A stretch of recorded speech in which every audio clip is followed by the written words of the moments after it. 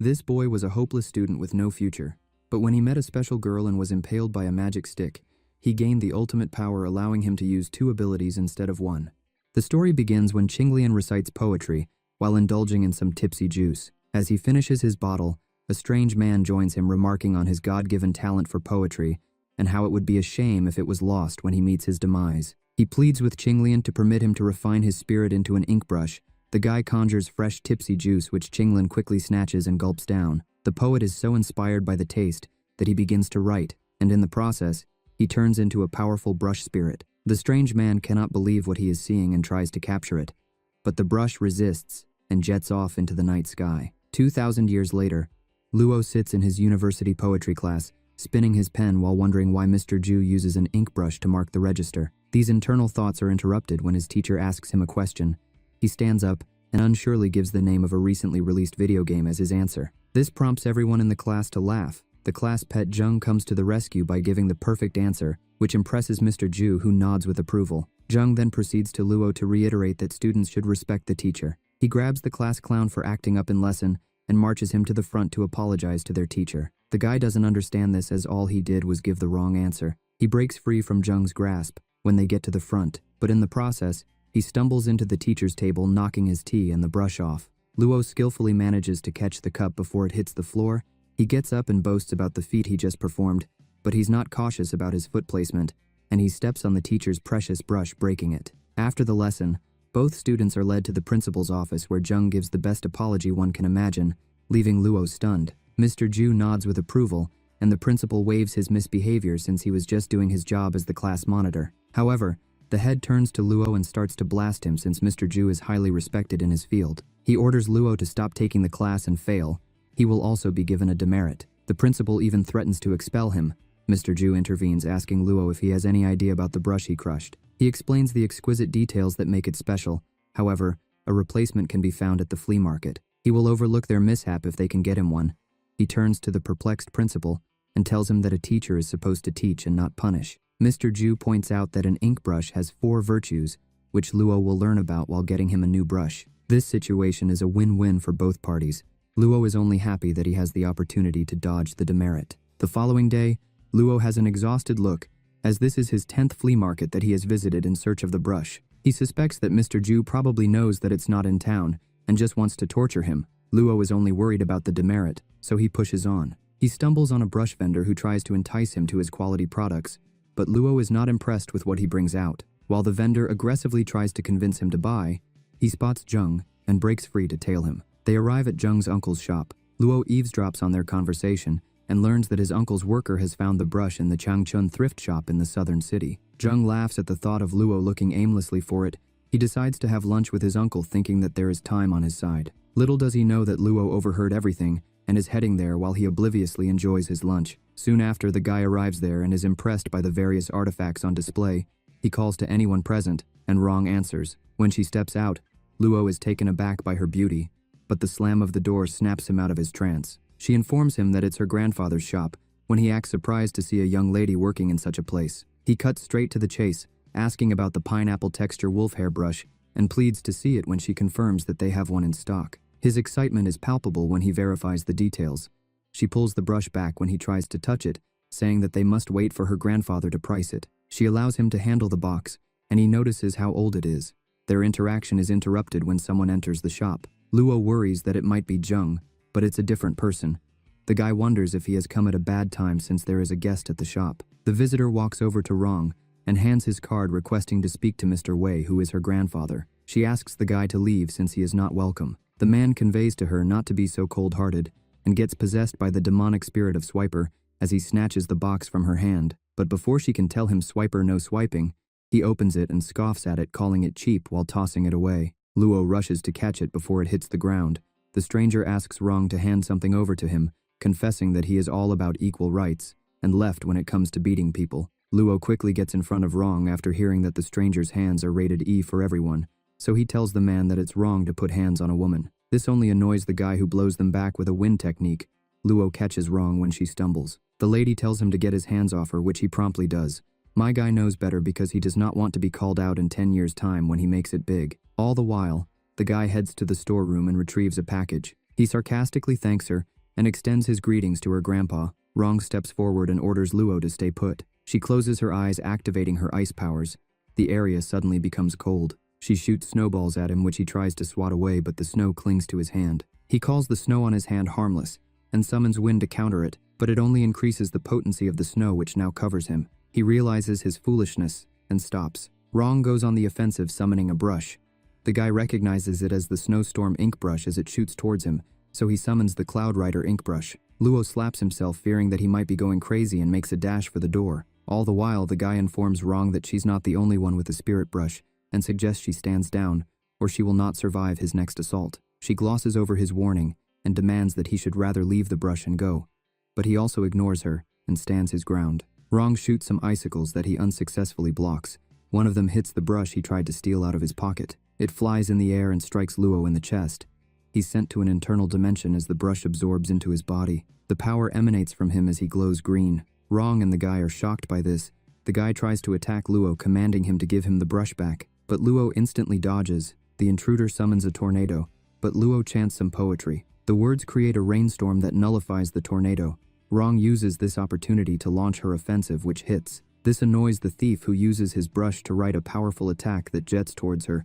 Luo interferes and erects a barrier. The guy uses the commotion to escape. Rong asks Luo how he's holding up, which he answers by fainting. He has a dream where he wakes up on a boat in a beautiful location with some quality happy juice. His little paradise comes crashing down when he is sent tumbling into the water by a tornado wave. He jolts from his dream, fearing for his life. A pink handkerchief falls from his forehead as he looks around the unfamiliar room, trying to grasp his surroundings. He's so happy that it is just a dream, and turns his attention straight to the handkerchief. As he sniffs it, an old voice informs him that he has slept for a long time. Rong and her grandfather enter the room, causing him to quickly put down the handkerchief. Mr. Wei voices that the young people of today are very weak compared to people from his time. He introduces himself and his granddaughter to the confused boy. Luo pleads to the old man to update him on what happened after his collapse. The pensioner calls him feeble, uttering that it was the cold artifacts in the shop that caused him to be knocked out when he entered. He refuses to believe that he is weak. The grandfather checks his pulse and confirms that he's fine now. Luo expresses his certainty that he saw Rong fighting against someone, which made the room's environment to change. He recalls the ink brush that went through his chest was the thing that knocked him out. The grandpa laughs his words off and calls it a common hallucination. He asks if the kid came thrift shopping, which prompts Luo to remember his primary aim for coming there. He asks about the pineapple texture wolf hairbrush. The old man informs him that he sold it to Zheng. The guy blames himself for failing in that critical moment. He excuses himself while being in a depressed state, but the grandpa and his daughter give each other a nod. Mr. Wei stops him as he confesses that he's responsible for his accident at the shop, so he decides to give him another ink brush to make amends. He explains that it is more precious than the one he wanted, and advises him to keep it well. He gets a vision of the incident again, and wonders if it was a hallucination. Rong averts her gaze again as she hands over the brush. With him out the door, the grandpa says that it is the best he can do for now. Meanwhile, at a historic village, crowds of tourists walk around exploring the place. A lady tries to use this as an opportunity to enter a restricted area. She is stopped from entering the gates by one of the guards. The lady pretends to be lost, so he gives her a map of the explorable areas. She comments on how nice the door is and takes a selfie with it. Above and below the structure, there is a temple dedicated to the brushes. In the interim, Luo still finds it hard to believe that what he experienced was just a vision. He makes his way to Mr. Ju's residence. Zheng hands over the pineapple texture wolf hairbrush. The teacher is impressed with the replacement. He smugly asks Luo to tell them what he has learned despite not getting a brush, but Luo shocks them and hands over the box to Mr. Jr. Mr. Ju can't believe his eyes when he opens it. Luo tells him to write with it. The teacher quickly sets up the area and sees how effortless it is to write with. Zheng is taken aback by Mr. Ju's reaction to the other brush. The teacher asks if he knows the 4 virtues of an ink brush. The teacher's pet lists them as neat, sharp, plump, and durable. Luo shocks himself when he takes over and goes into detail about each of the 4 virtues like a veteran. This impresses Mr. Ju, so he starts to talk about some other brush histories, which triggers Luo to have a vision of himself writing in Qinglian's room. He wonders if he's hallucinating again. The teacher commends Luo, calling him talented with how much he has learned about brushes in such a short time, but Luo is equally as shocked. After successfully saving himself from a demerit, he heads to the internet cafe where his friend Yan is the receptionist. The guy wonders why Luo is in such a good mood. Luo sits at his usual desk where he plays games. However, he's not having a good session. An ad pops up on his screen, and he's surprised that he can suddenly read the ancient characters. His attention is taken from the screen when some intoxicated hooligans come to beat Yan for embarrassing one of them in front of a girl. Everyone runs away, but Luo stays with his friend to fight. The hooligans attack and get the upper hand. Luo unconsciously activates his powers and blows two men away. The leader rushes towards him, but he knocks him back with the classic palm attack. He skillfully beats the rest and gives one of them some serious slaps that Jada Pinkett Smith is even considering marrying him. They can see they are outmatched and retreat. Yan commends Luo's fighting style, but the guy heads back to his desk, certain that his hallucinations were real events, and these powers are because of the brush. He checks online to find information, but ends up sleeping from exhaustion. He is visited by Qinglian in his dream, aggressively reciting a poem causing him to frantically wake up. Luo realizes it's late and logs out to head home, walking past his sleeping friend. While he walks the secluded streets, something calls his name, which makes him agitated. The light bulbs begin to burst as it gets close to him. He gets away and thinks it's a hallucination. Just as he relaxes, a monster appears and begins to strangle him. He tries to activate his powers and punches it, but it doesn't work. Rong enters his visual field as he loses consciousness. His eyes bulge as the monster continues to hold his neck tightly, but Rong knocks it back with an ice attack. This allows Luo to catch his breath before he loses consciousness. However, the creature kicks him into a lamppost. He's just ecstatic that he is still alive to feel the pain. Rong wants to know where the ink brush they gave him to keep is. She scowls at him when he reveals that he gave it away. Her attention turns back to the monster that proceeds towards them. The lady finishes it off by enshrouding it in ice. She casually walks over to it and uses her powers to turn it back into a brush before crushing it. The moonlight shines on her as she deactivates her power. Luo gushes like a fangirl at the sight of her, believing that he's in love. The following morning, she brings him back to the store, explaining that the monster that attacked him the previous night was an ink brush that was transformed by someone into a puppet creature and compelled to act. Rong reveals that people with such abilities are called brush puppeteers. Luo asks a series of questions about the nature of his newfound powers and wonders if he is going to be some kind of superhero. Rong leads him to the garden, revealing that her grandpa is there, and he will be the best person to answer his questions. The old man chuckles when he sees Luo, since it's their second meeting. The boy joins him, and Rong pours tea as he explains that the brush they gave him would have protected him against the puppet. Wei is mystified as to how Luo can give the brush away like that, because he would have met his demise if his granddaughter didn't intervene in time. Luo makes a good point that they lied to him regarding the situation, so they can't blame him for the actions he took. If he had known the truth, he wouldn't have given the brush away. Wei discloses that he lied because he didn't want him to get involved. Luo points out that his dishonesty put him in greater danger. The senior citizen concedes that it was an accident, but he will try his best to protect him going forward. He points out that Luo is just an average guy, so he should forget everything and live his NPC life. The level of danger involved in this situation is above the pay grade of a background character. Hearing this annoys Luo, so he highlights how Rong was defeated by Changqing Zhuge, the guy who attacked the shop. He was the one who ended up conquering the intruder, which forced the intruder to flee. Based on he doesn't feel like he's average. He notices them looking at him funny, so he changes his tune, stating that he feels like he must answer the call of duty. If he has being blessed with this power, he can't walk away from troubles, as it is not befitting of a man. This statement makes Wei laugh, and from their limited interaction, he can see that Luo is a headstrong young man who wouldn't back off until he's been told the full story. He expects Luo to make an informed decision after, so the old-timer uses his magic to illustrate his points. Things begin with the inventor of the pen known as Burial. He was an unknown scribe between the Qin and Han dynasty. During this tumultuous period, people burnt books and eliminated scholars. So this brave man came up with a method of sealing the spirits of the talented scholars in a pen, turning them into brush spirits. This was so that future generations could inherit them. Luo immediately wants to know who the scholar in his brush is. Wei informs him that it's Qinglian. The kid jumps up with excitement, looking for confirmation that he means the poetry king. This leads him to wonder if he's the king of all those who wield brushes. Rong shuts down the crazy conclusion, causing him to quietly sit and drink his tea.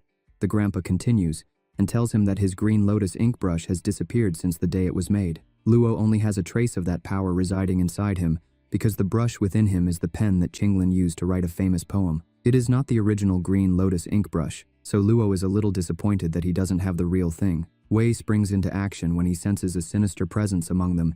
He attacks a man who exhibits a dark aura. As the two veterans exchange blows, Luo wonders what is going on. Wei identifies the man as Li, and is not too surprised that he showed up. The man came after seeing how badly Luo beat Changqing. Rong reveals that Li is the chief of the Zhuge family, and tells Luo that Li wants to eliminate him, so he can't underestimate that man for a moment. She joins her grandfather and assaults the chief, who easily blocks. The guy retaliates by firing a powerful attack that she recoils from. Luo the simp tries to throw himself in front of the attack, but Grandpa, who is a real Sigma Ultra Giga Chad, is around and counters. Lee informs them that the 7 legendary brushes will be his, so he has no intention of letting them have them. He shoots a flurry of spirit balls at them, but Wei nullifies them with his shots. All the while, Rong drops some exposition that the 7 superior brush spirits are made by the inventor of the pen burial technique. However, they have been lost to time. Qinglin's green lotus ink brush is among them. These 7 brush spirits connect through their auras. The green lotus remnant in Luo deeply relates to the original brush, so it is very important to treasure hunters if they want to find it. The only way to split the ink brush from the host is to eliminate them. The fight between the 2 veterans has been raging on, and Wei has been losing. Rong orders Luo to run, while she helps her grandpa stall Li. Luo gets offended that she even suggested that shortly after, Wei is knocked to the floor and the chief follows up with the finishing blow. Luo quickly activates his power, which blocks the attack and knocks Li back. The chief confirms that it is indeed the remnant power of the Green Lotus. Wei tells Luo that he can't fight Li at his current level. The kid turns to inform the old man that he can't walk away from them either. Their conversation ends abruptly when Li uses his powers to grab Luo by the neck and lift him into the air. I feel like this guy has a thing for being handled by the neck. The guy gasps while he tries to break free. The chief leaps up to execute his elimination blow, but Wei uses himself as a human shield. This gives him an opening to land a strike that releases Luo from Li's hold. The chief begins to disappear as he laughs, wondering how long they think they can protect Luo, while Rong rushes to her granddad. He assures Luo that he will be fine.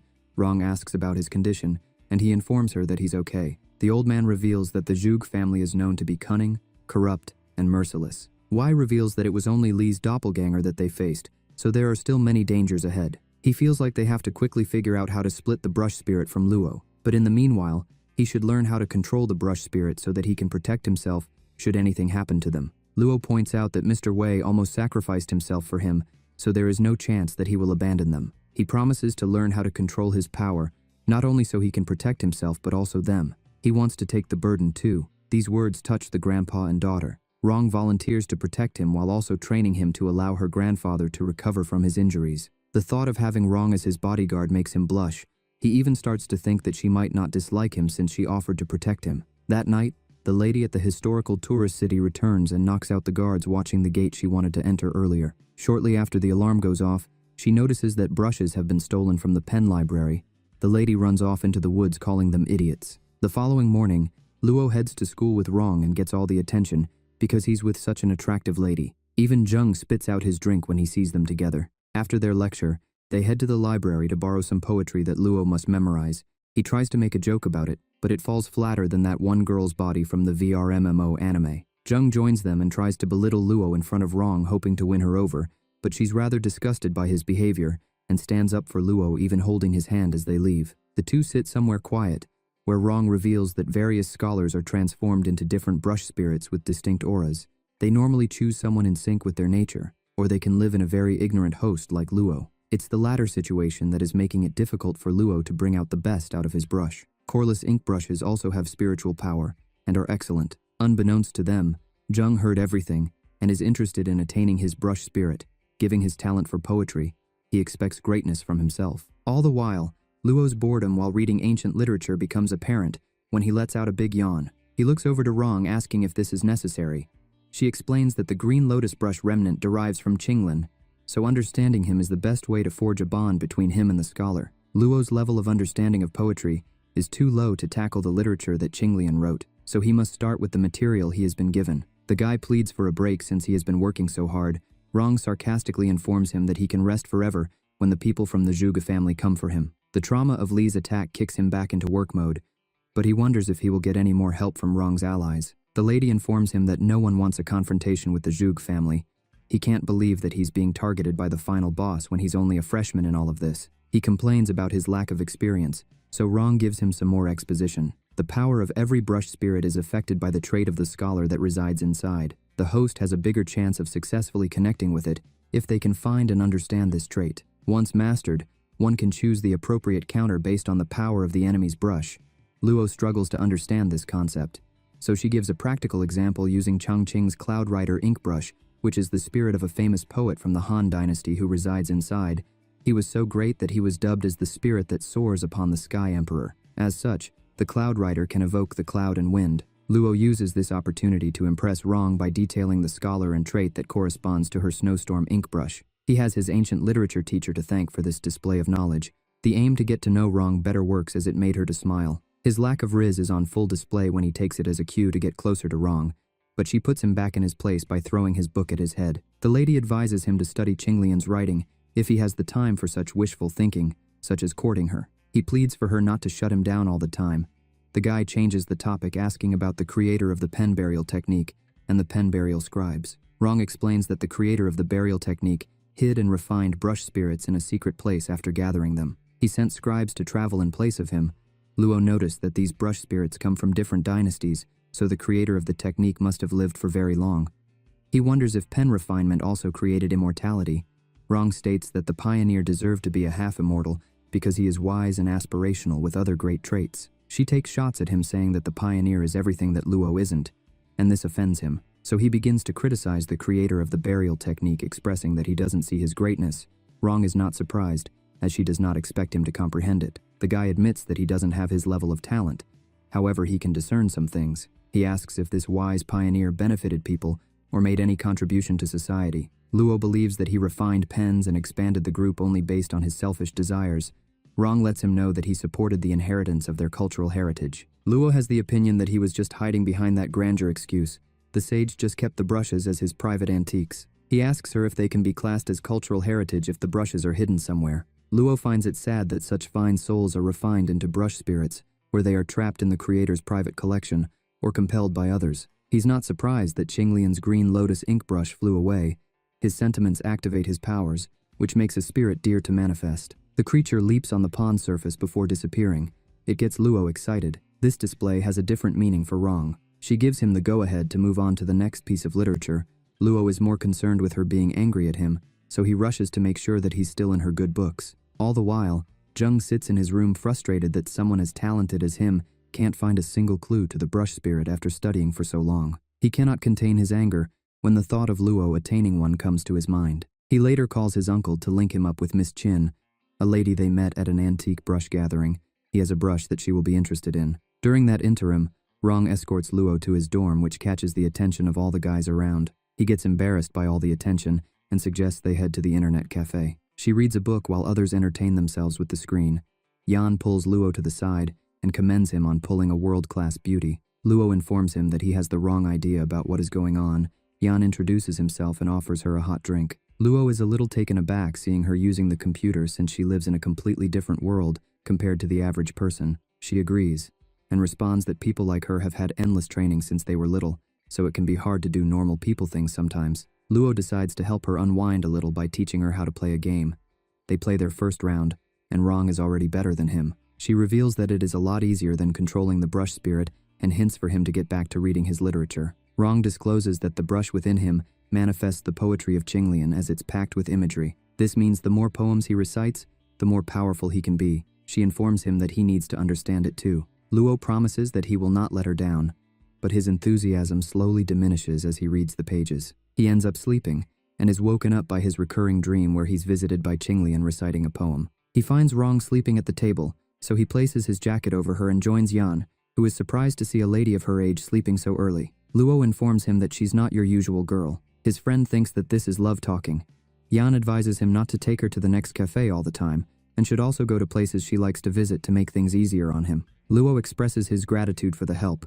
His attention turns back to his current situation. Luo feels like he can protect himself now that he's in sync with his brush and can recite enough poems. If he can also get the coreless ink brush back, Rong will not be forced to follow him around. He calls Mr. Zhu to make an excuse to get the brush back, but the teacher informs him that Zheng also called him earlier to borrow it, so he has it now. Luo learns that Zheng is out currently. The lad guesses that he must be at his uncle's place to study the brush, so heads over there. He leaves Yan to look after Rong while she sleeps. Luo arrives at the shop and is surprised to see the door open. He sneaks in and trips over the unconscious uncle who lies on the ground battered. Luo checks to make sure the guy is alive, and as he prepares to call emergency services, the uncle mutters for him to save Zheng, pointing to the main building. The lad suddenly gets a sharp sensation in his chest, notifying him that something is wrong. He plays a high IQ move by turning his phone on silent, because we all know that our phones be ringing at the worst possible times. Luo peeks inside and finds Zheng is in a terrible state, looking like a zombie on crack. Miss Chin discusses that the coreless ink brush takes more time to refine compared to common ones. She is revealed to be the mysterious lady who stole a brush from the tourist site. The lady promises to make him into her brush puppet. Luo thinks fast and realizes that he can still be saved since the process has not yet been completed. If he was to call wrong, she would not make it in time, and he can't confront Miss Chin alone since she's more powerful. So he decides to pretend to be a member of the Zhug family, but Miss Chin calls his deception. This prompts him to show that he has a spirit brush by releasing his power. He informs her that Li is angry by her action. Miss Chin falls in line and begins to apologize for taking advantage. Luo makes a mistake that she picks up on. She finds it amusing that she was tricked like that. She captures him with her spirit chains which numbs his limbs. Miss Chin praises the guy for his acting, but she feels that liars need to be punished. She doesn't care which brush spirit is inside of him. She will just end him and take it. Things continue as Luo confesses that he underestimated her because he didn't know she had a mighty brush spirit. Miss Chin reveals that she has an angular ink brush that was refined by a famous scholar from Western Jin. While she explains the history of her brush, Luo tries to use his powers to counter the effects of her chain, but it doesn't work. The brush thief demonstrates how her powers affect all the 5 senses. By making his body itchy, she then triggers soreness, numbness, and arousal. The lady gets bored after messing with him and begins to end him by wrapping her chain around his neck. She lifts him into the air as the collar constricts his neck. Miss Chin laughs at his anguish as Luo thinks about his death. This triggers him to recite the poem that Qinglian always utters when he visits him in his dreams. As he says the words, power builds up in his body which causes him to crack the collar first. This soon spreads down the chain, leaving Miss Chin in utter disbelief. Luo's power explodes when he finishes the poem which shatters the chain. The shockwave also blows her back. She recognizes it as the remnant of the green lotus brush. Luo hovers in the air as the lotus flower appears behind him. The sun begins to rise, which reminds him of one of Qinglian's famous poems.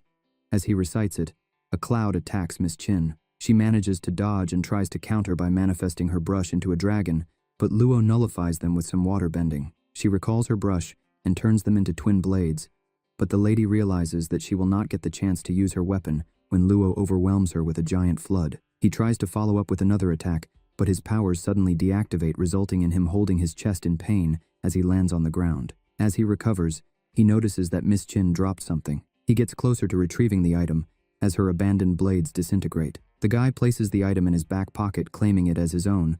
Luo remembers that Zheng is in a bad state and goes to check on him. Meanwhile, Rong wakes up from her nap and demands to know Luo's location because she can sense that he's in danger. Yan honestly informs her that he doesn't know where the guy has gone. They get their answer when Luo comes in, holding Zheng with Uncle Zhao also helping.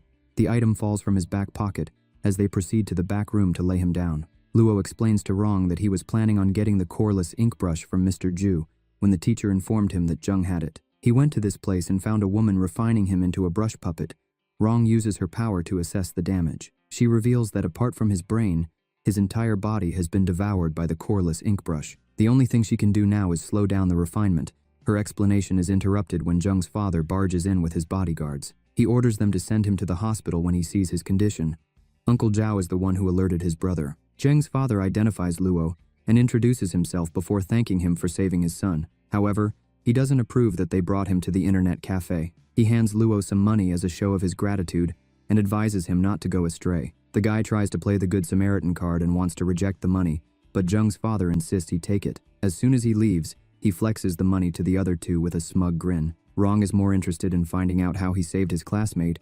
Yan heads out to lock the internet cafe, while the other two discuss in the back room. After hearing Luo's explanation, Rong is impressed that he resonated with his brush in such a tense situation, but she points out that he was supposed to recite gloomy and depressing verses because the remnant brush was used by Qinglian on his deathbed. But Luo got carried away just reciting other topics, which threw him out of rhythm, resulting in the deactivation of his power. She warns him not to engage an unknown foe again, and advises him to be mindful of the poems he chooses to recite in the future. He acknowledges her words, but is just happy that he won. He remembers that Qin left an item behind, and reaches into his pocket to retrieve it. However, he can't find it. Simultaneously, Yan spots the item on the floor and opens it out of curiosity. A red spirit brush jets out of the container and flies around the place. The commotion prompts the other two to rush out. As soon as they come out, the brush enters Yan, knocking him unconscious for a moment. Rong immediately inspects the container and informs a worried Luo that Yan has just connected with a brush spirit. After a moment of blushing and drooling, Yan suddenly regains consciousness. He assures Luo that he's fine before he asks. Yan pulls his friend to the side and questions if he's on the good or evil side. Now that he has a brush, he understands that Luo and Rong are in their secret world, where everyone has mystic superpowers. The attendant confirms that these powers come with duties and hits Luo for keeping something so exciting from him. He turns to Rong and assumes that he's the newly chosen member of their group. He points out that it might be dangerous to leave Jung unattended in case someone comes to hurt him again. He stops Rong from talking and states that saving a life is the bigger issue.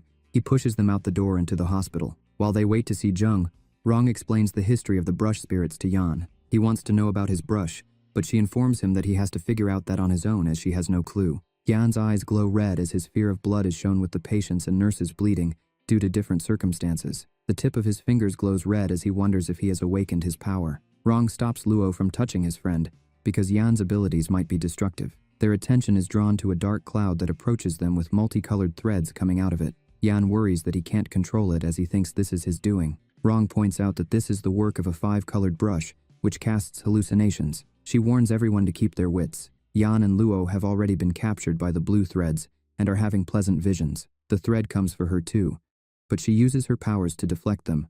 However, she is still apprehended and shown her worst fear as spiders engulf her. Rong's screams triggers Luo to break free.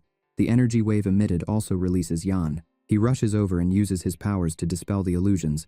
An evil laugh comes from the black mist. The caster of the spell is not surprised that Luo's abilities nullify his. Rong figures out that cyan is being used, and Lotus is the source of cyan. This is why Luo's powers are so effective against it. She creates an ice wall to prevent more threads from getting to them. She explains that the yellow thread arouses one's lust, cyan triggers one's fear, and the red one arouses one's weakness. She warns the boys to be careful. Their attacker is surprised that they still have time to talk among themselves. He breaks through the ice, but Rong gets in front of the boys and blocks the threads. All the while Yan tries to activate his powers but has no success. Luo is shown his fear of heights. Yan snaps him out of it by tripping him up. He regains consciousness just in time to put a barrier around Rong before she's touched by the threads. From their exchange, Rong guesses that he's from the Zhug family. The attacker expresses his disappointment in the abilities of the host of the Green Lotus Brush Remnant. Rong blocks his attacks again and uses poetry to insult him. This annoys the Zhuge family member. He retaliates by unleashing some brush puppets. The trio engages them and holds them off till Rong is hit with a red thread. Luo is pierced from the back while he tries to bring her back to her senses. He pushes her to safety just before the puppet hurls him into Yan. This event triggers Yan to activate his powers. Luo is completely healed, including his ripped shirt. Rong is also knocked into his arms and her wounds heal upon contact. 2 of his fingers lose their glow, presumably because he has used his ability twice. She informs him that he saved both her and Luo. He tests his new powers by healing himself while taking heavy damage from fighting the remaining puppets. The other 2 watch on as he intensely brawls his way through to the caster of the spell. The overweight-looking misfit stumbles backward in shock as Yan punches him to the ground. He cowers in fear, asking Yan to spare him. The remaining puppets try to attack him from behind, but Rong comes in and freezes them. The Zhug family member tries to use this as an opportunity to attack Yan with some red threads, but the guy casually blows them away. He states that he has a big heart that leaves no room for trauma. The other 2 join Yan and drop the disarmed brushes in front of the loser. He notices that Yan's power is still active and pretends to surrender.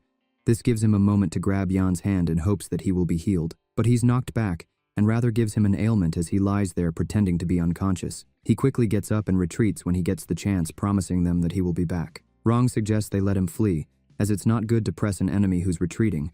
Everything returns to normal as the black mist dissipates. Yan concludes that normal people can't see the illusion based on how everyone else is getting on with their day, like nothing happened. Luo gives a sigh of relief as he thanks his friend for the save. Yan teases him, stating that he will do anything for Rong. He looks at her and says that it's his job to be the hero. Rong feels differently as she warns him not to do that ever again. She voices that she doesn't need other people sacrificing their lives for her. As she walks off, Yan tells a sad Luo that she's just being shy. To take his mind off, he suggests he go check on Jung. The guy gets to the door and overhears Mr. Ju asking his master for some advice. He enters thinking that there is someone else in the room, but no one is there. The 2 exchange pleasantries before the teacher explains that the coreless ink brush was first created by the renowned brushmaker Zhuge Gao. This is why it is also known as the Zhuge brush. He doesn't think that the lad should have risked his life just to learn more about the brush. After chatting with his teacher, he decides to walk him out as a show of respect. Yan is placed in charge of looking after Jung. As soon as the coast is clear, Yan enters and tries to use his power to heal the guy, but it doesn't work. After seeing his teacher off, he finds it ironic that the Zhuge's family brush is protecting him when they are trying to end his life. He decides to look for Wrong and overhears her talking on the phone, confirming that Luo took her bait and that he believes everything she says so he can be easily manipulated. He confronts her on what he just heard. She bluntly alludes to an ulterior motive, revealing that that is the only reason she is hanging out with an idiot like him. Things continue as Wrong gets a little scolding from her grandfather for calling him at that moment because he knows her to be a smart girl. She confesses that she wasn't thinking at that time. Mr. Wei sighs before explaining that they have no other choice but to come in the hard way. If he doesn't want the soft way, his words make his granddaughter to gasp in shock. He asks her to put him to bed because he's tired. As soon as she does so and leaves, the old man turns over and retrieves a piece of paper from under the bed. All the while, Luo leaves the hospital thinking about Wrong's explanation about how her grandfather set up the arrangement of her helping him to control his brush to build trust. Since Luo has the remnant green lotus brush, they intended to use him to track the 7 legendary brushes. The fact that he was willing to sacrifice his life for her took her by surprise. She concluded that a host of a spirit brush is easier to manipulate than a brush puppeteer. The flashback ended with him screaming in frustration because she's been lying to him this whole time. He reckons that the whole allure of beautiful women is a lie. He wishes his mother warned him about them. His stride is blocked by the appearance of Miss Chin. She sarcastically comments on how it's a coincidence to run into him at the hospital. Luo calls out the cat because he already knows that she would come to find Zheng. She corrects him, revealing that she came to retrieve the brush spirit he took from her. The lady condescendingly tells him that it's wrong to steal from people, which is ironic because she stole it herself. Luo informs her that he gave it to Li, so she should ask him, but the lady already knows that he's not part of the Zhug family. She guesses that he's from the Wei family. He gets triggered hearing that name after what Wrong confessed to him. Qin picks up on his resentment and guesses that he's having trouble with them. Luo tries to look away, but it is written all over his body. Since he's alone now, she suggests they team up and find the 7 legendary brushes. They will split the fruits of their labor 50-50. After being deceived by Wrong, he calls all women liars. From his speech, she guesses that he had his heart broken by Wrong and begins to tease him. Qin remarks on how easy it is to read him. She suggests he work with her, and she will cure Zheng. Luo knows that she's plotting something, but decides to join forces. If she saves Zheng first, she quickly agrees and drags him to get the life-saving tool with her. He plans to ditch her after she cures him.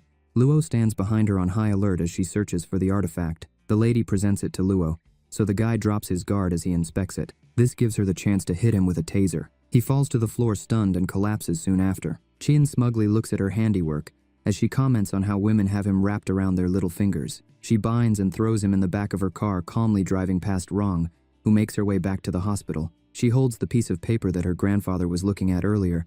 The lady recalls the shock on her face when she read its contents. She was quick to jot down some information. All the while, Yan comes back up to Zheng's floor after trying to rizz up some of the nurses, and is confused when he doesn't spot anyone. He's happy to see Wrong when he emerges from the other side and asks her about his friend. Meanwhile, Luo regains consciousness and tries to wiggle his way out of his restraints. He tries to use his brush power, but she put a talisman on his chest, preventing him from activating his powers. The guy sees that she didn't take his phone, so he uses voice commands to instruct his phone to call Yan. It finally calls him after misbehaving for a while. Before he can confirm if his friend has picked, the car comes to a stop. Miss Chin opens the boot and smiles. Surprised that he's awake, he notices that it's nighttime. She drags him to Farron Temple and informs him that it's going to be the place he's going to meet his end. She wants his brush as compensation for the one she lost. Luo shifts back, but he is pinned to a tombstone. Qin launches her finishing strike, but it is nullified by a power-imbued bead. Master Baidi steps out saying hello to all present. He reveals that long ago, Miss Chin assaulted people and stole brushes in the Wei mansion. He's a little shocked that she's still living that lifestyle. He labels her action as a sin. The master turns to his student Zhu and orders him to knock out the thief. The guy wastes no time rushing to face her. He gives his respects before attacking, and as she deflects his blows, she frees Luo, promising not to hurt him if he helps her fend them off. He gets excited at first, and then remembers who's making the promise. He casually rests against one of the stones as she gets overwhelmed by Zhu. The guy is so quick that he doesn't even give her the chance to use her brush spirit. Zhu gets in the position to land the final blow, but stops and asks her to get up so that they start fighting the next round. Luo doesn't approve of his ethical ways. His master also feels the same as he instructs Zhu not to show mercy to people like her. The student continues his assault with more aggression this time. Qin uses Luo as an authentic human shield, forcing Zhu to stop his assault. This gives her the opportunity to use her power to bind his arm to rip it off. She pushes Luo into Zhu and makes her escape before Baidi can interfere. Zhu helps Luo up, and the master uses the bead to cancel Qin's hold on his student. The bead returns to its place. Baidi wants to know why his student hesitated to finish her off. Ju explains to his master that he was ordered to attack Miss Chin, not Luo. Baidi accepts his explanation and introduces himself and Ju to Luo. He also returns the gesture informing them that he's a university student. Baidi gestures for Ju to pick up the talisman that was placed on Luo. He asks if it was placed on him to restrict his brush spirit. The lad averts his gaze as he states that he doesn't have a brush spirit. The master reads the talisman and is stunned to see that Luo has the green lotus brush remnant. The poem written on the paper wouldn't affect the original brush. Luo feels threatened by them and begins to activate his power. Baidi tries to calm him down, explaining that they mean no harm. He doesn't believe them and continues to recite a poem to attack with. Baidi shouts for him to stop, which makes Luo's attack to disappear. The master pats him on the shoulder and explains that he disrupted his rhythm. If he continues to force himself, he will get hurt, and Luo will get weak as he asks what they want from him. Baidi reveals that Luo's brush has not shown up in a long time. A lot of hosts scramble for the legendary brushes so that they can reopen the pen burial ritual. The master is shocked that Luo was not aware of this given the importance of the brush he holds. The lad informs Baidi that he was just looking to replace his teacher's brush before he got thrown into this world. Luo explains his entire story to the two, and Baidi comments on how excellent his adventure has been so far. He's just surprised that Mr. Wei is still alive. He reveals his first name to be Sharan, so that is what we are going to call him from now on. Luo is surprised to hear the full name of Rong's grandfather. Both Rong and Sharan are part of the Wei family. Baidi reveals that 20 years ago, the Wei family was in turmoil due to some succession problems. Because he didn't become the family head, he used the turmoil to turn the kin against each other, causing heavy casualties. After causing all the mayhem, he disappeared. Luo can't believe he got tricked by the old-timer. Baidi speculates that he must have gone into hiding because of the green lotus brush remnant. Their conversation comes to a sudden stop when the master senses that someone is in the shadows. Ju springs into action and begins to engage the person.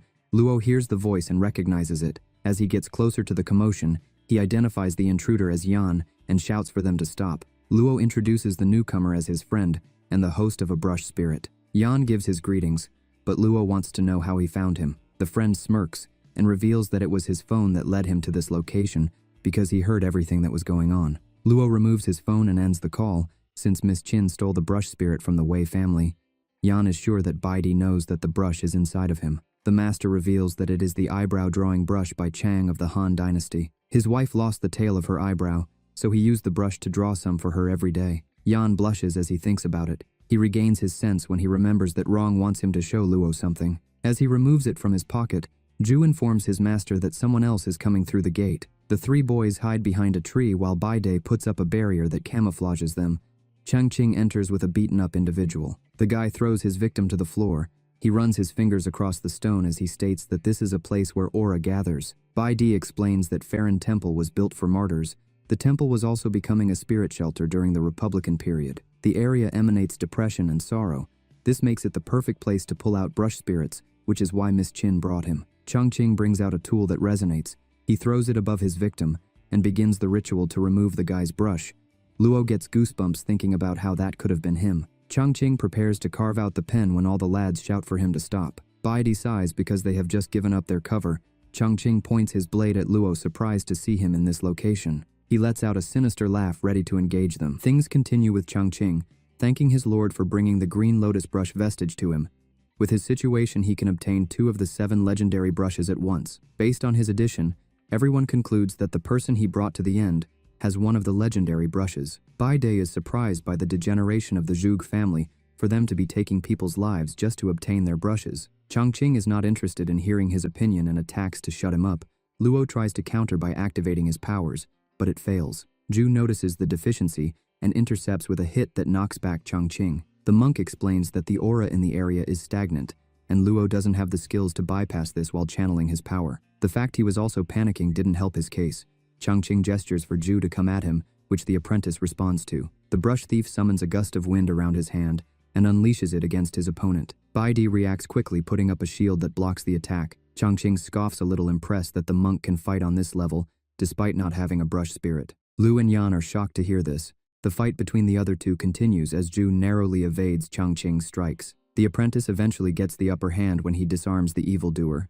This annoys Changqing, who fires a wind blast at Ju. The student quickly retreats behind his master's barrier and jets back out to the counter when the attack is dispelled. He throws a flurry of kicks and punches, which creates an opening for him to land a hit on Changqing. The pen thief gets agitated, letting out a shout along with a burst of power. He laughs as he converts that power into his next attack. Ju falls behind his master's shield again, as Changqing punches the concentrated strike at the barrier. Bai Dai manages to block it, but his barrier is broken in the process, which causes some internal damage to him. Everyone quickly rushes over to check if he's fine. Yan tries to use his abilities to heal him, but the cooldown for his powers hasn't ended yet. Changqing wastes no time as he prepares another attack to finish them off.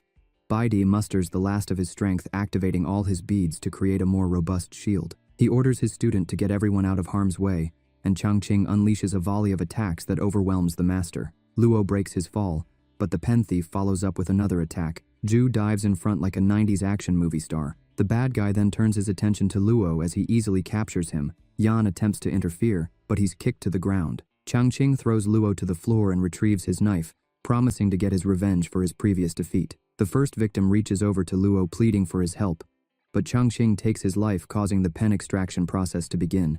The pen thief reveals that Luo is next. As Yan recovers from his attack, he notices that one of his fingers is glowing. During that interval, Changqing finishes the extracting ritual, revealing the fact that he has obtained the pupil-marking ink brush. Bai Dai overhears this, and discloses that the brush is from Zhang Sengyu. The pen thief pulls out his blade and turns his attention to Luo. Yan comes in with a powerful kick which forces their opponent to back off. He excitedly shows Luo his finger. I think they forget that they are in the middle of a fight, because Changqing comes back and grabs Yan by the head for interrupting the fight. He also repels Luo when he tries to help. Yan takes the opportunity to use his powers on Changqing, but he ends up touching the pen holder instead. This unleashes the pupil-marking ink brush, while the pen thief tries to retrieve it. Luo makes his way over to his friend to make sure that he's fine. Yan is more confused about the true nature of his abilities. Luo believes that his brush gives him the power to turn back time. This explains his ability to heal wounds and release the pen from its container. These guys have no battle awareness because Changqing is allowed to pull and stamp on Luo, and the student tries to fight back using his power. He manages to lift the leg just before Changqing lands the attack. This allows it to be shot toward the pen, knocking it free. The pupil-marking ink brush drives down and enters Luo to everyone's bewilderment. The new brush encircles the green lotus ruminating within his body, and Changqing quickly retrieves his blade. He feels the new brush opening his tendons and veins.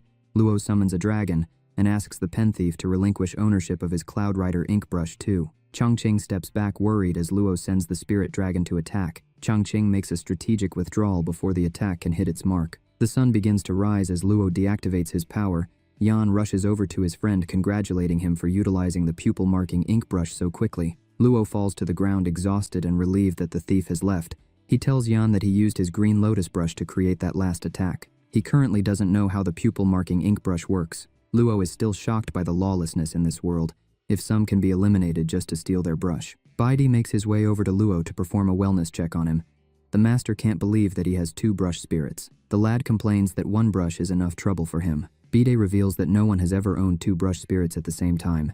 Yan hypes up his friend, calling him the chosen one. The closest to this was a legend of someone forcibly trying to absorb multiple brush spirits in the past, but he passed away suddenly. Hearing this makes him panic. He also complains about how so many people are already targeting him and worries his life will end sooner rather than later. He gets a little depressed at the thought that the only way he be split from these brushes is for his life to end. Hearing this reminds Yan that he has something for his friend, so he assures him that there is still hope. He gives Luo a piece of paper and informs him that Rong wanted it to be given to him. It reveals a safe way to split the brush spirit from the host. Her grandfather discovered this technique a while ago. The two read it, and it happens to be a riddle. Bai Dai sees them struggling to decode it and offers to look. While he does so, Yan tells Luo that Rong expressed her concern for him. He doesn't feel like she's going to hurt him and advises him to talk with her when he gets back so that he can figure out how to split the brush spirit. Luo prefers to keep his distance given how she spoke to him. He's not sure if her current actions are genuine or if she's just trying to lure him back intentionally. The master interrupts them to reveal that the riddle mentions 2 places that were called pen burial sites. However, he has never heard of a way to safely split a brush spirit from its host. Bai Dai offers to get Luo an audience with the elders from his village. There are a lot of ancient books there, so they might be able to clarify things for him. He decides to take up the offer after some quick deliberation with his friend.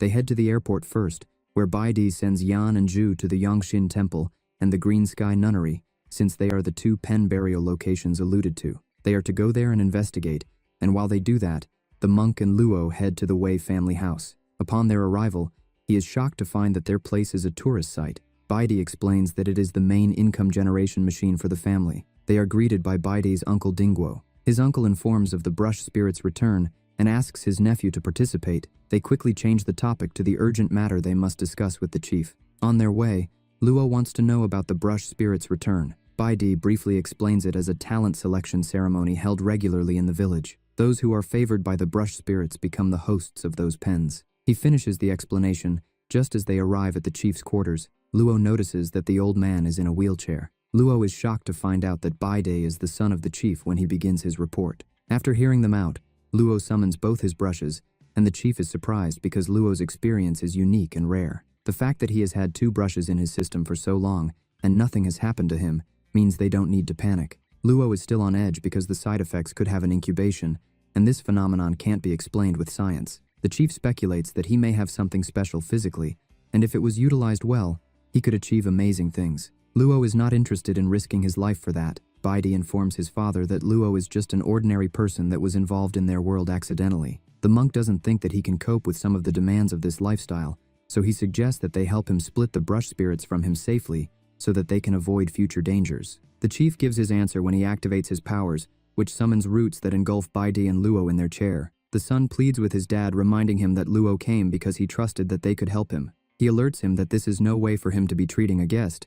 The chief reveals that his brush spirit, Dufu, looked up to Li Bai during his life. Now that Dufu is an autumn breeze ink brush, the chief won't let Luo leave with the green lotus brush so easily. Luo believes that he has been set up, so Baidi tries to free himself to show that he's not part of this, but his father warns him that he can't win. The old-timer explains that the ability to contain multiple brush spirits cannot be underestimated. Even though they are yet to confirm if Luo possesses this ability, he can't miss the opportunity to strengthen the Wei family, and he also can't let anyone else have it. As he leaves them in that state, he wonders how much longer his broken body can hold on. Dingo later joins his brother and advises him to reconsider because following the will of their ancestors is breaking their family. The stress causes a little flare-up of his illness. After resting and rethinking, he returns to his office and releases his son and Luo from their bondage. He has decided to allow the young ones to make their own decisions.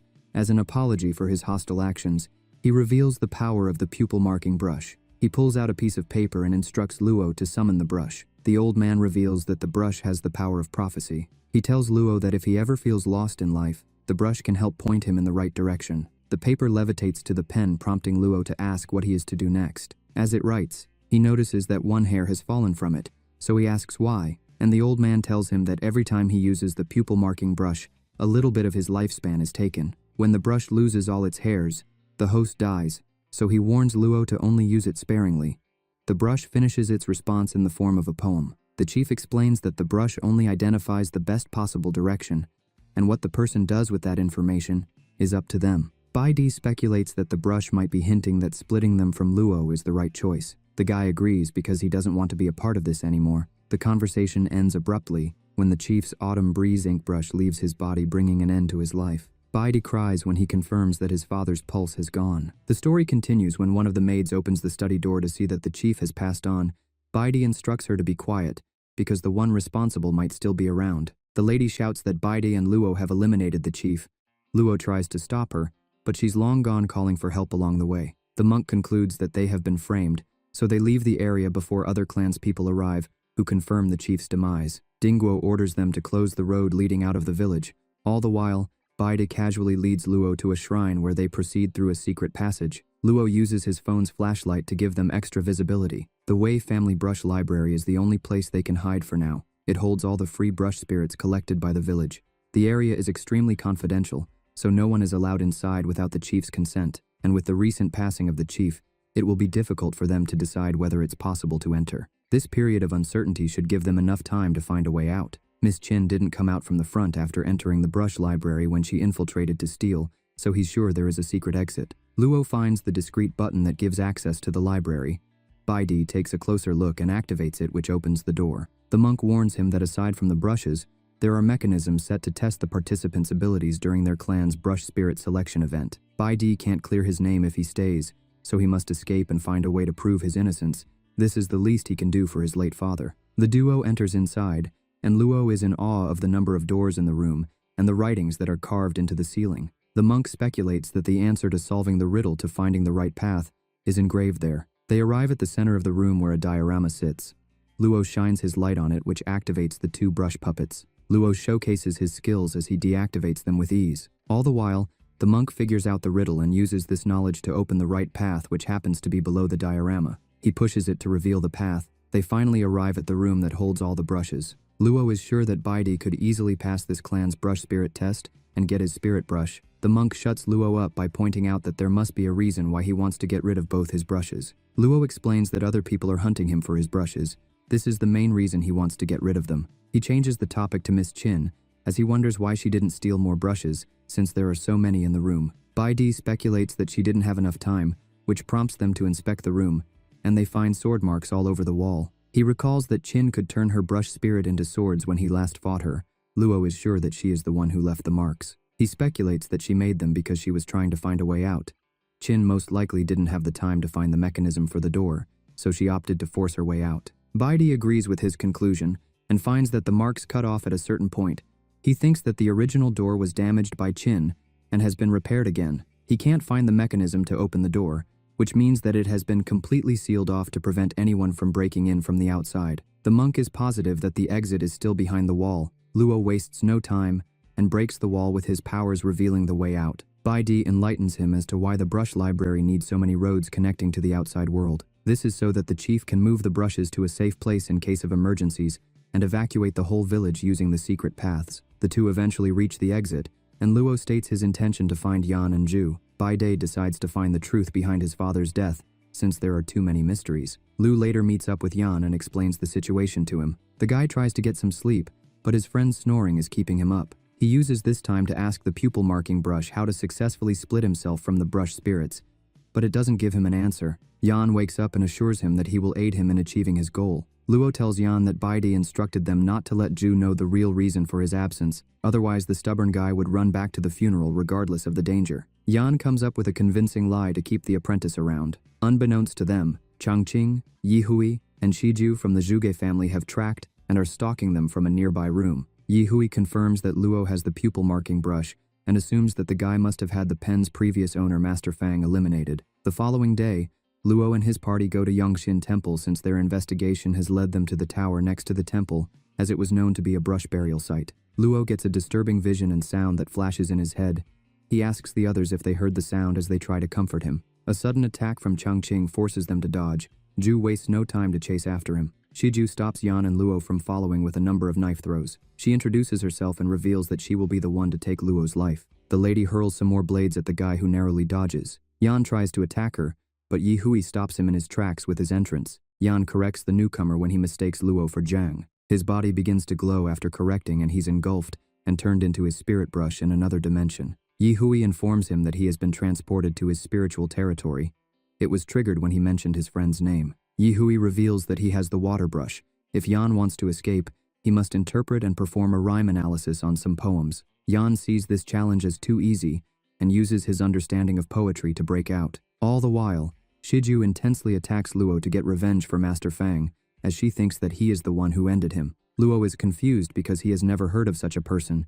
She can see that he can't defend himself with his bare hands, so he summons a sword with a poem, but Shiju easily breaks it. Luo calls on some armor to protect him from the next wave of knife attacks, but she shatters it, and he's sent flying into one of the gravestones. As he recovers, he wonders if she has some unlimited knives because of the way she throws them. He tries to obstruct her vision by summoning some fog, but Shiju blows it away and closes the distance, leading to a brief hand-to-hand exchange. He tries to put some distance between them by flying away, but she turns her knife into a javelin with her power and brings him down. The blade hits a gravestone and causes some residue to leak from it. She reveals to Luo that she has the rafter-like giant brush. Their intense fight is interrupted when a grave awakens, unleashing a giant, powerful spirit that leaves all parties shaken. The energy release creates a storm that almost blows them all away. Everyone prepares to evacuate when the wrath turns to attack Shiju. The pupil-marking brush activates and pulls Luo to tackle her out of harm's way. The monster comes in for another assault, but Luo does the manly thing and uses himself to shield her. Luckily enough, the brush summons a barrier to protect them. Shiju slaps him for getting close to her, so he complains, but she soon realizes that it was the work of the brush and begins to get teary-eyed. Luo gets a little confused as to what is going on. Yan and Yihui narrowly dodge the creature's attack as they make it to the barrier. Yihui quickly retrieves Shiju and informs her that they must leave the area immediately. The two friends also decide to run to save Ju. The spirit sends out some skull minions to chase after all the parties. The barrier protects them, but Yan notices that it's beginning to shatter. He pleads for Luo to teach him how to use the technique so that he can use his brush to keep the barrier up, but Luo confesses that the brush is erecting the barrier on its own. Zhu and Changqing are frozen in their position by a third party. The others are chased back to the location of the giant corrupted spirit. They hide behind some large stones while the skullheads look for them. Yi Hui suggests they team up to escape this situation. If they put their spiritual power into one shield, they should be able to withstand a little longer. Shiju tries to protest, but he informs her that it's the only way. They teach Yan and Luo how to gather their power. Yan gets it the first time, and they all attach their power to the pupil marking brush. During that interval, the spirit calls back the skulls and uses the extra power to fully manifest. It turns into a disturbed monk who calls the name Xiao. This helps Yi Hui figure out that the spirit standing before them is Bian Kai, the disciple of Master Ji Yong. His master entrusted him with sacred text before he passed, and the emperor sent a man named Xiao to gain Bian Kai's trust in order to steal the scripture. This made him to fall into despair, and he died with a grudge against Xiao for his betrayal. The increase in the enraged spirit's power puts a strain on their barrier. Luo tries to pull extra power from the green lotus brush remnant, but the pupil marking brush prevents him. Yi Hui speculates that it might have something to say.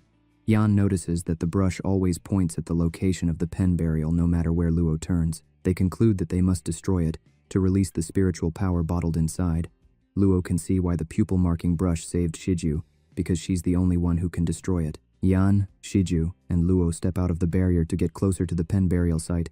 As they proceed, Yan uses his powers to restore them to an uninjured state while they push forward. He uses his last chance on Shiju, which gives her the chance to unleash a big attack that destroys the pen burial stone. However, Bian Kai's enraged ghost still stands. She notices that his urn is still intact and destroys it. The explosion blows her back. This releases Wang Shiji's brush spirit, which happens to be one of the 7 legendary brushes. Luo's green lotus brush remnant manifests and floats up to the other brush. Yi Hui sees this interaction and speculates that this new brush must be one of the legendary brushes because they are all connected. The brush uses Bian Kai's spirit as a source of ink and begins to write the passages of the sacred text. They allow Yi Hui to identify the new pen as the heavenly cloud brush. Seeing these lost words makes Bian Kai to calm down and rest in peace as he disappears. The skies clear as the green lotus brush remnant and the heavenly cloud brush float above them. Yi Hui tries to capture the heavenly cloud brush, but Sharan interferes. Yi Hui states they found the brush, so it belongs to them. He tries to attack the old man, but Rong interferes, freezing him in place. Luo is shocked to see his crush. She keeps them in check while her grandfather retrieves the brush. Luo demands to know what is going on, so she reveals that the heavenly cloud brush flies away the moment the seal for it is removed. It only lingers around when the green lotus brush remnant is present. This is why Rong's note led him to this location. Luo feels used again and attacks Sharan out of rage, but it is deflected back to him, knocking him down. Rong rushes over to see if he's all right, but he doesn't want her comfort as he dismisses her for betraying him again. She leaves with her grandfather after they retrieve the heavenly cloud brush. Rong then releases everyone she captured with her ice. Changqing arrives at the scene of the battle where Yi Hui updates him on what happened. Changqing assures him that they can retrieve the lost brush at any time. He wants them to end Yan and Luo and take their brush. Yi Hui points out that their pen holder is damaged and suggests they take them back to the family house. Changqing is angry to hear that the family is not taking Luo and Yan's brushes. Yi Hui explains that getting information about the legendary brushes is more important, so they are interrogating the two. Later, Changqing heads to the cells to eliminate the prisoners, since they know that he was the one who ended the family member Master Fang to take his pupil marking brush. He arrives to meet the guards knocked out, and Luo and Yan already taken out by an unhinged Shijui. The story continues as Changqing sheaths his blade and lets off a little smile before getting Shijui's attention. He pretends to be concerned as he demands to know why she eliminated their captives. He informs her that the clan master will be furious with her actions. She feels like people who end people's lives need to have the same thing done to them. Shijui presents an ID that she found on Luo. Changqing inspects it and is enraged that they kept their victims' things. Shijui's demeanor suddenly changes as she asks him how he knew that it was Fang Bin's ID. He stutters as he says that his photo is on the card. This is a surprise to her because as far as she is concerned, Changqing has never met Fang Bin before, so she wonders how he was able to identify him. The guy explains that he looked at his name, but quickly realizes that name is different. Shijui knows that he recognized the master through the photo, so she wants to know why he was able to do so if he's never met the master before. Changqing is on the intellectual back foot and tries to explain that the smudges of residue on the card, coupled with the fact that she said the ID came from the crime scene, made him conclude that it was Fang Bin. The lady is not giving him time to develop his lie as she informs him that Fang Bin was strangled, so she doesn't understand why there would be red residue on the ID. Changqing falls for the bait, as he quickly corrects her that Fang Bin was stabbed. He gasps as he realizes his fatal mistake. Shijui and Luo inform him that nobody knows how the master passed away apart from the seniors and the culprit. He is surprised to see Luo alive.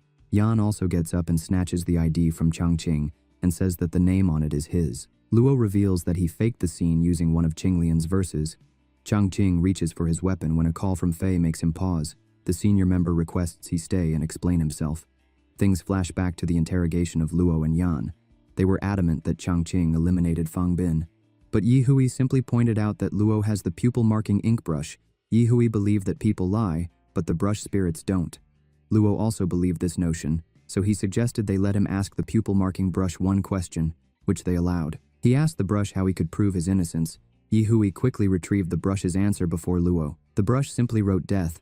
As Changqing hears this in the present time, he tries to turn things on Luo by explaining that the brush wants the student dead. Fei reveals that the brush only replies based on facts, so this means that Luo must be innocent if it gave a response. Because of this, they allowed him to fake his demise to prove his innocence and help them find the real culprit. Changqing whips out his weapon when Yi Hui prepares to capture him, but he's knocked out by Luo and Yan. He regains consciousness to find himself tied up, but he's reluctant to talk. Fei steps up and uses his power to pull out Changqing's brush spirit to help him talk. Yi Hui is surprised to see Fei using his brush spirit. Luo finds the ability a little disturbing and wonders what kind of brush spirit it is. Shijui informs him that Fei is the host of the Tongjian brush. He can hold the host through their brush and manipulate whatever outcome he desires. Fei demands to know Changqing's comrades as well as who their boss is. He simply informs them that they can never fathom his master's power. Changqing loses his life before he can say anything. Yan tries to revive him with his powers, but it doesn't work. Fei reveals that there was a curse on Changqing which activates when any topic about the secret mastermind is uttered. The senior member is sure that the brush spirit that created this curse is stronger than his Tongjian brush. Luo and Yan are finally allowed to get some fresh air after proving their innocence. Shijui joins them and apologizes for accusing Luo of eliminating Fang Bin, so he's quick to forgive her. She also thanks him for saving her during their fight against Bian Kai. This makes Luo blush, as he tries to act cool, which also causes Shijui to blush. Yan cringes a little from the interaction. Fei interrupts to thank the two for helping them find the traitor. He informs them that the clan master Li also wants to express his gratitude. Luo is very interested in meeting him, since he was attacked by a fake version in the past, so this is the perfect opportunity to get a look at him. He enters the chambers of the master, and is astonished by how much younger the original looks. He is not surprised that Miss Qin caught his lie when he calls the clan master an old man. Li welcomes him and offers him a seat. He thanks Luo for the help, and insists he makes any wish as his reward. The student tells him that he only wants to know about the separation. Li lets him know that he has already heard about his story. Sadly, his knowledge about that topic is very limited. The clan leader advises him to head to the Lutian nunnery in Yongzhou. However, he warns him about the death brush scribes. He is sure that they are interested in him and his two brushes. This is the first time Luo has heard about these individuals. Li explains that when the pen burial ritual shut down, the birth of new brush spirits also ended. Some evil pen hosts studied brush puppeteer refining and developed the art of refining the living brush spirits. This is known as death brush. Their brush spirits swallow human souls and possess the victim's body. This turns the body into a puppet that only obeys the caster's order. The death brush scribes have their own set of rules. The Zhuge and Wei families formed an alliance to wipe them out, but they were not able to. He suspects that they are the force controlling the traitors who are within their mix. According to sources, the disaster caused by Chiron which fractured the Wei family has something to do with the death brush scribes. Li is sure that these bad actors are up to something. Meanwhile, Wrong's studies are interrupted by her grandfather who has come to check on her. She gives him the cold shoulder, but he tries to explain that his actions are necessary. He gets her attention when he informs her that he doesn't have too much time left. Chiron informs her that it's due to his old age, which is part of life. He worries about her because he is the only family that she has. She assures him that she will be fine. The girl even wants to follow him on his next mission, but he tells her that it's too dangerous. He promises that he will not eliminate Luo, but he makes her promise that she will survive even if he meets his demise. Back at the Zhuge establishment, Luo and Yan are invited to stay at the estate for a few more days as a treat. Their stay begins with a private feast with Li, Fei, and the others. They also play a few rounds of golf with Shijui as their tutor. They are then taken on a tour exhibiting all the history of the family among other things. After a few days of this fun, they start to realize that they are under luxury house arrest when Luo is prevented from going to an internet cafe. Luo gets some voice notes from Baide informing him that he has found some information about the Ludian nunnery, which could have positive implications for his brush separation. Luo calls the monk and tells him about what happened after they lost touch with Ju. He warns Luo that the Juga aren't good people, so if he can escape and meet him at the nunnery, that would be best. He's excited about the news, but is stuck on how to execute this escape. Shijui appears behind him, offering her assistance in his escape. He's a little confused by why she would offer to help him, since she's a member of the Zhug family. The lady tells him that her help comes with a condition.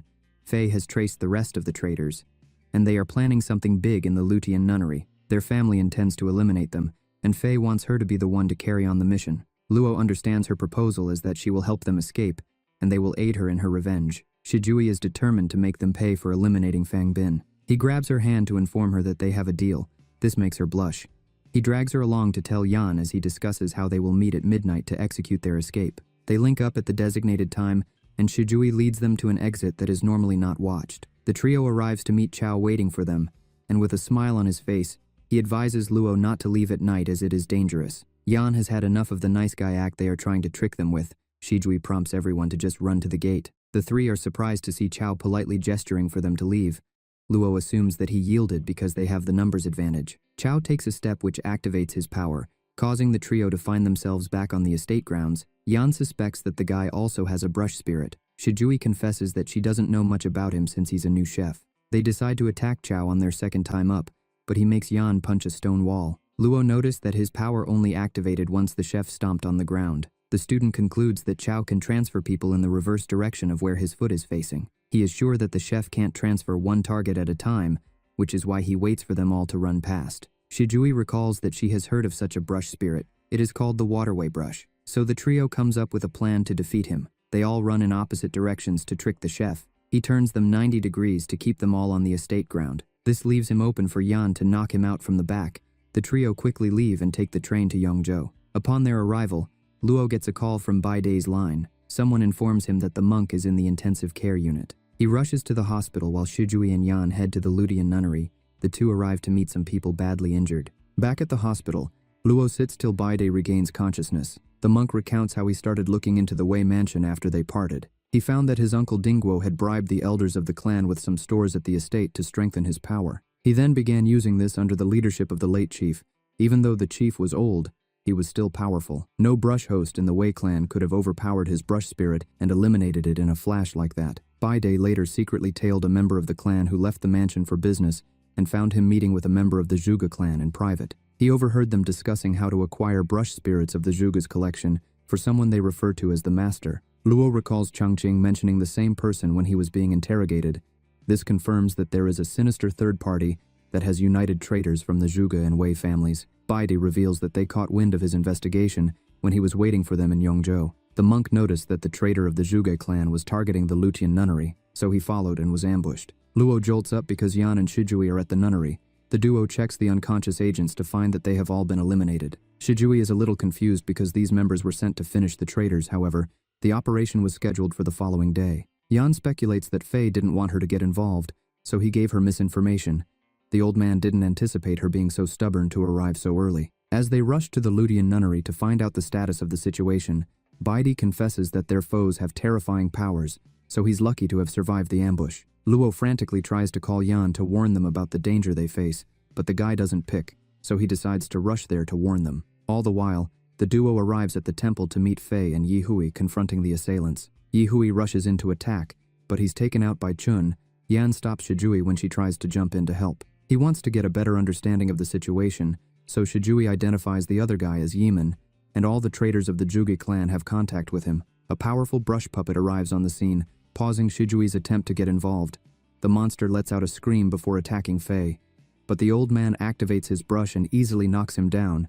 Yan is shocked that Fei's Tongjin brush has such offensive power. Fei uses this opportunity to find that it's Chun who is controlling the monster and attacks him, but the creature intercepts before he gets to its controller. Chun uses his powers to increase the ferocity of his puppet, but Fei still knocks it down. Yiman joins the fight by ambushing Fei and infecting him with the power of the ghost brush. Shijui interjects as he prepares to land the final blow, and the duo quickly launches an attack to rescue Fei. They are successful, but Yan gets hit by the monster as he's about to heal Fei. Both Shijui and Yan find themselves on the back foot and retreat to Fei's side. Luo arrives just in time and summons some spirit soldiers to find Yimin and the monster's attack. He gives Yan a strong handshake as the friends reunite. Luo places something in Yan's hand before he confronts Yimin. As they prepare to attack, Yimin uses his powers to infect Shijui, Yan, and Fei, knocking them unconscious. This attack sucks people's energy, so he threatens to take the three's life force if Luo doesn't forfeit his brushes. He's already aware that Luo came to separate himself from the brushes. The lad doesn't have any other option but to accept. Yimin informs him that Huai Su was a former resident of the Lutian nunnery who practiced calligraphy. He wasted so many brushes it became known as the brush burial, but it was destroyed in a war. Luo is to go to the Huai Su fantasy dimension. The calligrapher sealed the brush burial by summoning 4 dragons. They turned to stone and have been guarding the place since. He must open it by using the pupil marking brush to mark it. This will give him access to the Huai Su fantasy. Luo opens the gate and steps in. He is amazed at how beautiful the place is. Meanwhile, back outside, Yimin reveals that they intend to use Luo as bait for the dragon guardians. After he's sacrificed, they will enter and retrieve Huai Su's brush. They don't notice Yan's hand glowing as they discuss their plot. Unfortunately for them, Luo is startled by the dragon, but they don't finish him off because he has the green lotus remnant. Huai Su appears before him, revealing that he was friends with Qinglian, which is why the dragons stopped their attack. The calligrapher invites him inside for a chat and gives him a drink that heals his wound. As they discuss, Luo requests Huai Su's brush so that he can defeat the enemies that await outside. The calligrapher informs him that he didn't want to be turned into a brush, so he created the Huai Su fantasy instead. During that interim, Yan regains consciousness because Luo gave him a charm bead from the monk, which dispelled the infection. He heals Shijui and Fei, allowing them to begin their counterattack. As they fight, Yan uses himself as a human shield to prevent Fei from taking massive damage. Back in the fantasy dimension, Huai Su shows Luo the fight happening outside and informs him that he can either use this opportunity to remove the brushes that dwell inside of him or attain the power needed to defeat the opponents outside. He chooses the latter and emerges to Yimin's surprise. With his newfound power, he swiftly defeats them and demands Yimin to tell him who his master is. He calls the name Hanzhang before he's eliminated by his master, and Chun quickly excuses himself. Luo recalls his teacher Mr. Zhu mentioning the same name in the past. The sun shines on his face as he ponders what to do next. This brings the season to an end. Don't forget to like, comment, and subscribe if you enjoyed the video. Okay.